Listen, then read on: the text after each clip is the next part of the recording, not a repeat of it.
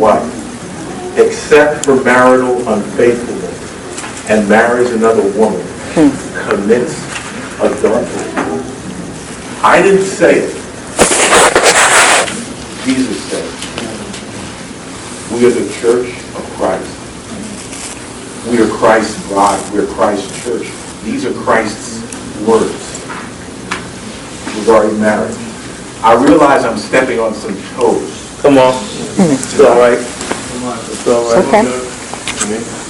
But this is what the Word of God teaches. So, what are we talking about?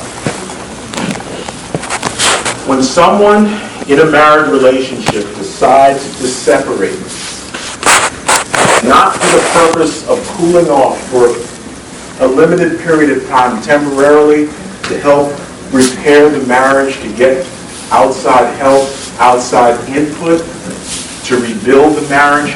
But when someone says, it's over, I don't care what Jesus said, the feelings are gone, it wasn't meant to be, that is outside of the will of God. And by the leadership of this church, to have a full, wholehearted commitment to work on restoring a troubled marriage. Now, if there is marital unfaithfulness, sexual infidelity, Jesus does permit and allow for divorce. My advice would be only with advice, after much prayer, much advice, much thought, a time of cooling off. But Jesus does allow for it. In 1 Corinthians 7, Paul does allow for as well if a spouse is abandoned by an unbelieving spouse.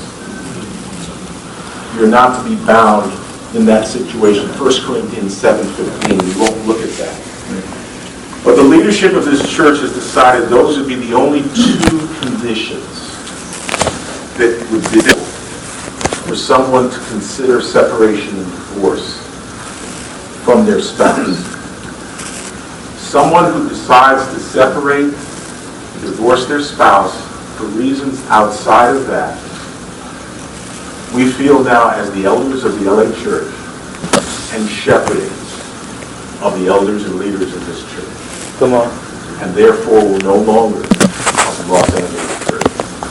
And that goes for a disciple who's a member of the church who is married. There is an expectation of nurturing one's marriage.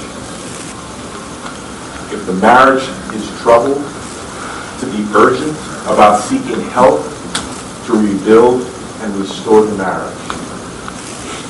If the marriage is troubled because of one's sin, the expectation is to repent of that sin and to change to be what God has called us to be as either a husband or a spouse. In January, when I got up before